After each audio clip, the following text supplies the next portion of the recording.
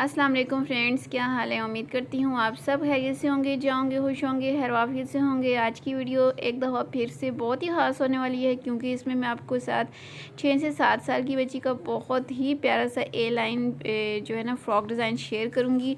लेकिन उसकी जो मेन चीज़ है ना, जो मेन डिज़ाइनिंग है, वो मैंने जो ये इसके बॉर्डर साइड से कट किए हैं ना, इनके साथ करनी है। ठीक है, आपके पास भी अगर इस तरह के जो है ना कॉटन फैंसी या लॉन वगैरह के दुपट्टे मौजूद हों जो कि आपने यूज़ नहीं किए और बिल्कुल नए पड़े हुए हैं, तो उनको ज़रूर आप इस्तेमाल में लाएं और अपनी बच्चियों के प्यारे प्यारे से ड्रेस बनाएं। मैं आज आपको इसी तरह का एक डिज़ाइन बताने लगी हूँ जो आप अपने बच्चियों का बना सकती हैं दुपट्टे के साथ। ठीक है, जो माएँ हैं वो तो इस वीडियो को देख के बहुत ही ज़्यादा खुश होंगी, क्योंकि अक्सर माओं के पास इस तरह के दुपट्टे पड़े होते हैं और वो उनको यूज़ करना चाहती हैं। इस तरह के लेसेस के पीस भी मौजूद होते हैं, लेकिन उनको आइडिया नहीं होता है कि वो किस तरह उसको अच्छे तरीके से इस्तेमाल करें और बहुत ही प्यारा सा यूनिक सा अपनी बेबी का ड्रेस बना लें। तो आज का फ़्रॉक डिज़ाइन बहुत ही ख़ास, बहुत ही स्पेशल है। आप इसको दुपट्टे के अलावा फैब्रिक ला के भी बना सकती हैं।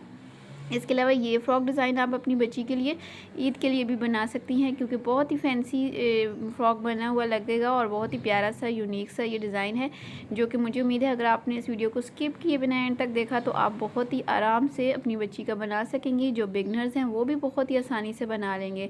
तो सबसे पहले तो मैंने साइडों से बॉर्डर्स को अलग करके जो बाकी का सेंटर वाला पीस था ना, उसको डबल में जो है ना फोल्ड करके अच्छे से मैंने इसको प्रेस कर लिया है। जब भी आप कटिंग करने लगे तो इस तरीके से डबल में करके ज़रूर पहले प्रेस कर लिया करें, इससे जो है ना वो कटिंग बहुत ही आसान हो जाती है। ठीक है, तो सबसे पहले तो अब मैं इसकी चौड़ाई आपको बताऊं 12 इंचेस है। फ़ोल्ड करने के बाद जब मैं इसको खोलूँगी तो 24 इंचेस इसकी चौड़ाई आएगी, यानी जो हमारा घेर है वो 24 इंच का बन जाएगा। तो लंबाई मैं अपने हिसाब से रखूँगी, आप अपने हिसाब से रख लीजिएगा। मैं यहाँ पे 26 इंच यानी 26 इंचेस रखूँगी लंबाई। ये मैं 6 से 7 साल की बच्ची के लिए बना रही हूँ। आप अपनी बच्ची के हिसाब से लंबाई को कम या ज़्यादा आप कर सकती हैं। डिज़ाइन पे आपने फोकस करना है ताकि आपको अच्छे से समझ आ सके। अगर आपकी बच्ची की यही एज है 6-7 ईयर्स, तो फिर आपने मेजरमेंट पे भी फोकस करना है। ठीक है, तो अब इसके बाद इसके जो प्रिंट है उनको भी ज़रूर फॉलो किया करें। प्रिंट्स का रुख भी ऊपर की तरफ होना चाहिए। अब मैंने एक साइड निकाल ली है, यानी जैसे हम 2 पीसेस निकालते हैं ना फ्रंट बैक के लिए, मैंने सिर्फ एक पीस निकाला है, यानी बैक निकाल ली है। फ्रंट को हमने बॉर्डर्स के साथ डिज़ाइन करना है। ठीक है, तो फ्रंट को मैं अब कट करने लगी हूँ। तो सबसे पहले बॉर्डर्स के किनारों पे जो हमारी किनारियाँ बनी हुई हैं ना, उनको मैंने कट करके सीधा कर लिया है। और ये मेरे पास डबल में फैब्रिक है, ये देखें फोल्ड किया हुआ पड़ा हुआ है मेरे पास ये बॉर्डर। अब यहाँ पे मैं इसकी लंबाई अपनी बैक के अकॉर्डिंग रखूँगी, यानी 26 इंच में इन बॉर्डर्स की लंबाई सबसे पहले ले लूँगी। जितनी टोटल लंबाई मेरी फ़्रॉक की है उस हिसाब से यहाँ से मैं इसकी लंबाई निकालूँगी। 26 इंच के हिसाब से ये दोनों पीस मैंने यहाँ से निकाल लेने हैं। ये तो हो गए बॉर्डर्स की कटिंग फ़्रॉक की लंबाई के हिसाब से। ठीक है, अब फ्रंट के लिए एक तो मैंने बॉर्डर्स यूज़ करने हैं, बाकी का जो बचा हिस्सा होगा ना उस पर मैं बैक की तरह पीस लगाऊंगी, यानी जो बैक वाला पीस है वही यहाँ पे लगना है। अब बॉर्डर की लंबाई के मुताबिक यानी 26 इंच के बराबर यहाँ से मैं पीस निकालूंगी। अच्छा, इसकी जो चौड़ाई है ये भी 26 इंच है, ये जो पीस अभी मैंने कट किया है, लेकिन बीच में बॉर्डर भी सेंटर में लगने हैं यहाँ पे, तो इसका कुछ हिस्सा यहाँ से कट होगा, लेकिन अभी फ़िलहाल मैं इसको कट नहीं करूँगी। ठीक है, अब मैंने सबसे पहले तो ये करना है कि इनके जो प्रिंट है ना उसको एक रुख पे रख लेना है। ठीक है, फ्रंट और बैक दोनों को। नीचे मैं बैक साइड को रखूँगी और इसका जो प्रिंट है ऊपर की तरफ करूँगी, और ऊपर मैंने फ्रंट साइड को रखना है, लेकिन फ्रंट के बिल्कुल जो सेंटर है ना, जो फोल्डेड साइड है, वहाँ पे सेंटर में ये बॉर्डर्स रखने हैं और बॉर्डर्स के सेंटर में भी जोड़ आना है। तो इस जोड़ के लिए बॉर्डर्स को बाहर की तरफ बढ़ा के रखूँगी। जितना मेरा सिलाई के अंदर जाएगा जो जितना हिस्सा, वो मैं बैक से बढ़ा के बाहर करके रखूँगी। अब इसके आगे मैंने इसके जो साइड वाले पीसेस हैं वो रखने हैं। फ़िलहाल मैंने इसको कट नहीं किया हुआ, पूरा ही इसको इसके ऊपर रखूँगी और 1/2 इंच जो है ना बढ़ा के रखूँगी, जो कि सिलाई के अंदर आना है इस तरीके से। और यहाँ पे इसको बराबर सेट करके मैं बाकी का एक्स्ट्रा जो पीस होगा बाहर की तरफ निकालूंगी और बैक के बराबर करके जो एक्स्ट्रा पीस है ऊपर की तरफ फोल्ड करूँगी और यहाँ से इसकी कटिंग करके अलग कर लूँगी। मुझे उम्मीद है यहाँ तक आपको समझ आ गई होगी। कटिंग हम नॉर्मल जिस तरीके से करते हैं सेम उसी तरीके से इस फ्रॉक की कटिंग होगी। डिज़ाइन बाद में इसके ऊपर हम ऐड करेंगे। और अब मैंने फ्रंट बैक को एक जैसा बराबर सेट कर लिया है। लंबाई और चौड़ाई के हिसाब से फ्रंट बैक बिल्कुल बराबर है। अब मैंने इसकी मेजरमेंट करनी स्टार्ट करनी है। तो यहाँ से जितना सिलाई के अंदर जाना है ना वो छोड़ के उससे आगे मैंने मेजरमेंट करनी है और तकरीबन 5.5 इंचेस इसका शोल्डर रखूँगी, यानी 5.5 इंच मैंने इसका शोल्डर लेना है और 6 इंच मैंने इसका आर्म होल लेना है, क्योंकि ऊपर से तिरछी कटिंग भी होती है। और अब यहाँ से चेस्ट के लिए लूँगी, तो चेस्ट जो है वो मैं 7.5 इंचेस पे लूँगी। 14.5 इंच इसकी चेस्ट आएगी, सॉरी 7.5 इंच आएगी और ये खोलने के बाद 15 इंच बनती है। और अब मैंने आर्म होल की शेप बना ली। इसके बाद जो वेस्ट लाइन है वो मैं 4 इंचेस पे लूँगी। अगर आपकी बच्ची का यही साइज़ है, यानी यही एज है 6 से 7 ईयर्स, तो फिर आपने इसकी यही मेजरमेंट करनी है। 7 इंचेस इसकी मैंने चेस्ट लेनी है और यहाँ से चेस्ट और वेस्ट को आपस में मिलाना है। और नीचे से इसको ए लाइन शेप देने के लिए सबसे पहले नीचे से ऊपर की तरफ मैं 2 इंचेस पे मार्क करूँगी, क्योंकि यहाँ तक तो इसकी राउंड शेप बननी होती है और इससे ऊपर जो वेस्ट है ना उसको मिला लूँगी ए लाइन शेप इस तरीके से बनाते हुए, और नीचे से इसकी राउंड शेप ड्रॉ कर लूँगी। और अब यहाँ तक इसकी मेजरमेंट हो गई है, इससे से कि मैं पहले कटिंग कर लूँगी।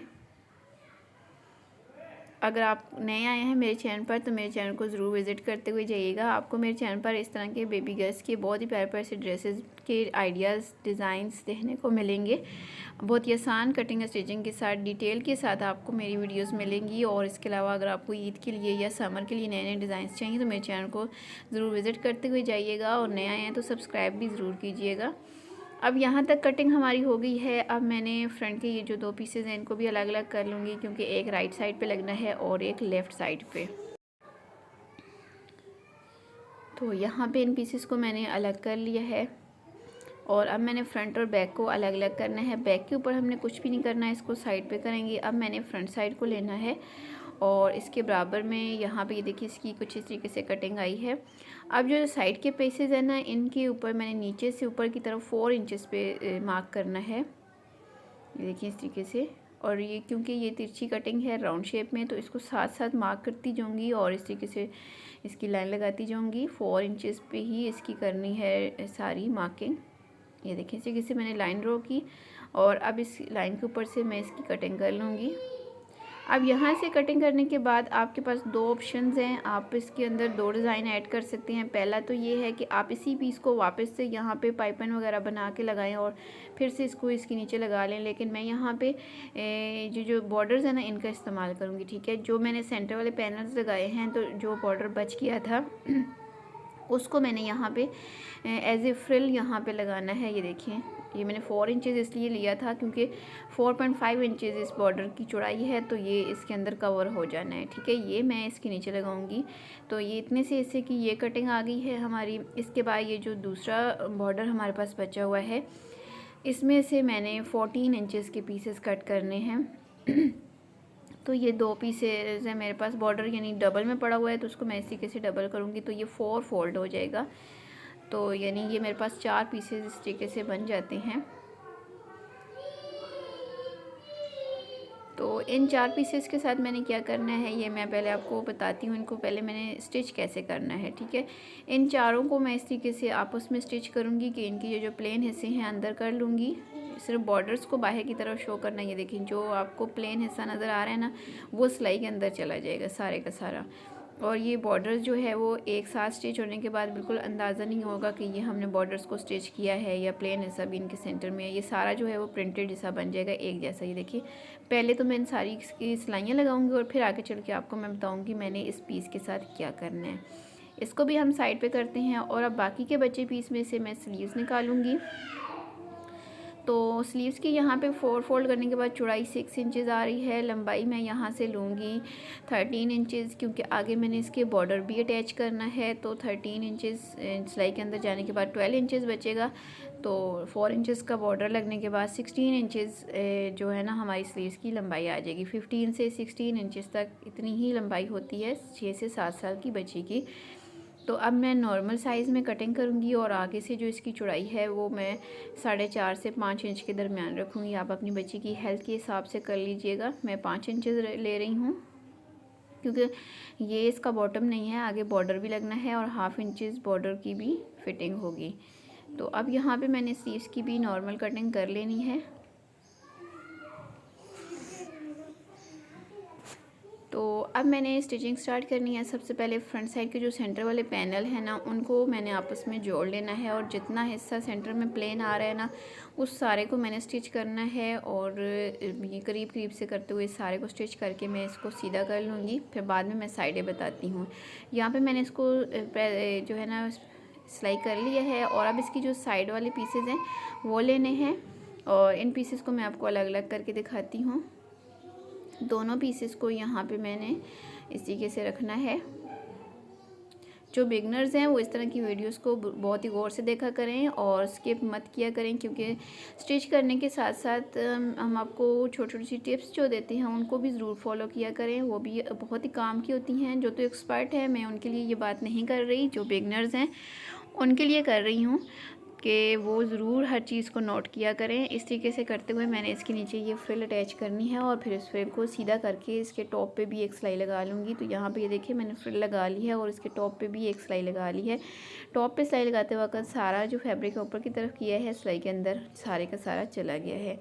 इसके बाद अब मैंने इसके सेंटर वाला जो पैनल है, यानी जो बॉर्डर्स के साथ बनाया है, वो अटैच करना है।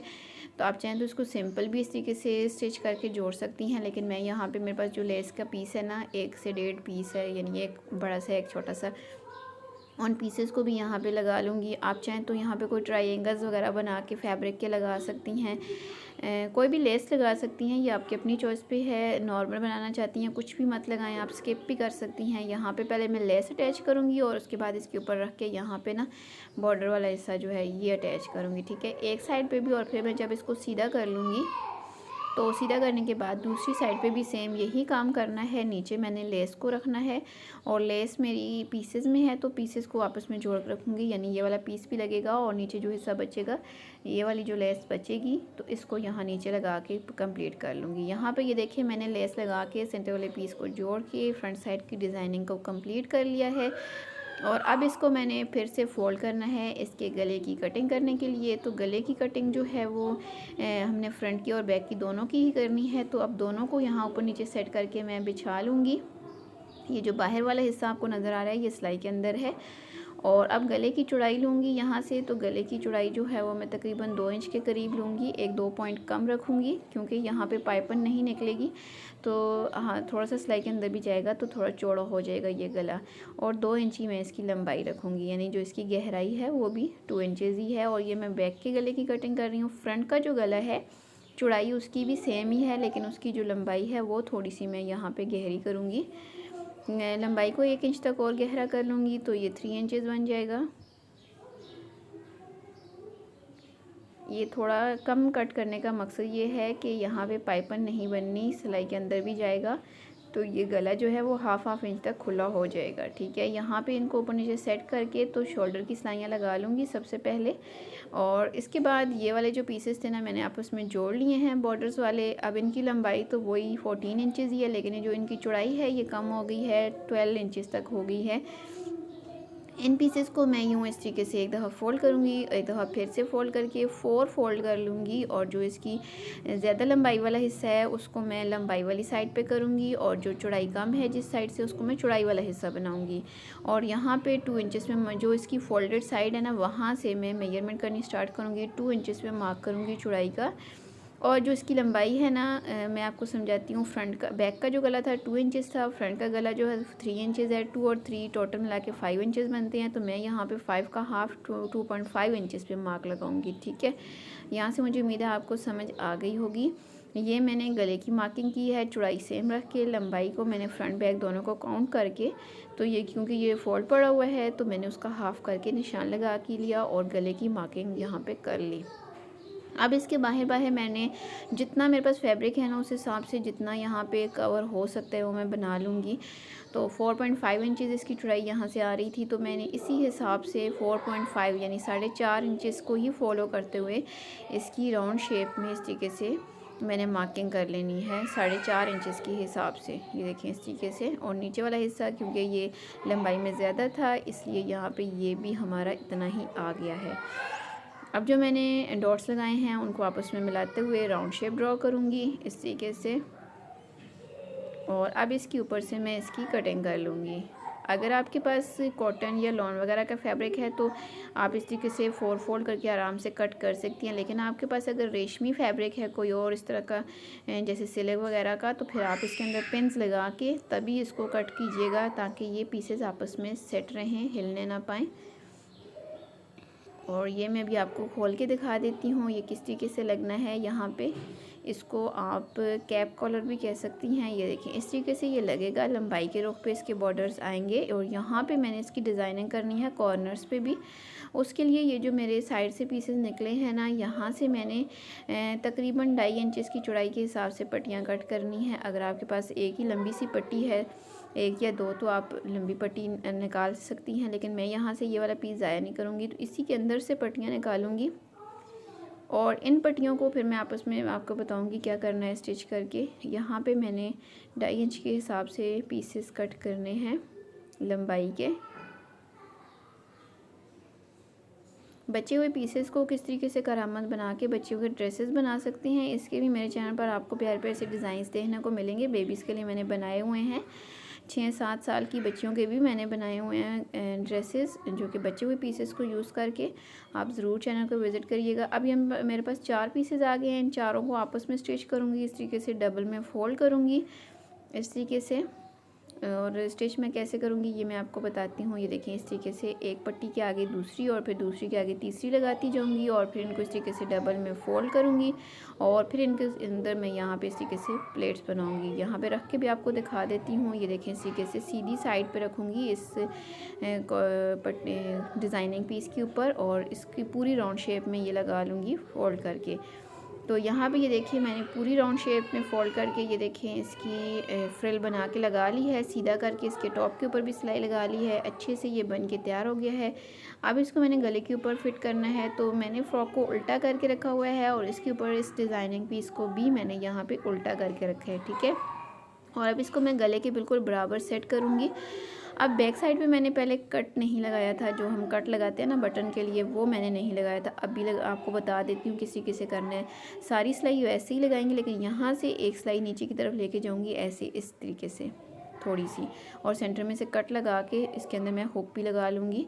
और इसके साथ ही ये देखिए मैंने यहाँ पे इसको लगा लिया है, हुक भी लगा ली है और इसको मैंने सीधी साइड पे पलट के टॉप पे सिलाई भी लगा लिया। ये देखें बैक साइड पे हुक लगा ली है। अब यहाँ पे सिर्फ बटन अटैच करना है, बटन लगाऊंगी और फिर ये हमारा गला हो जाएगा रेडी।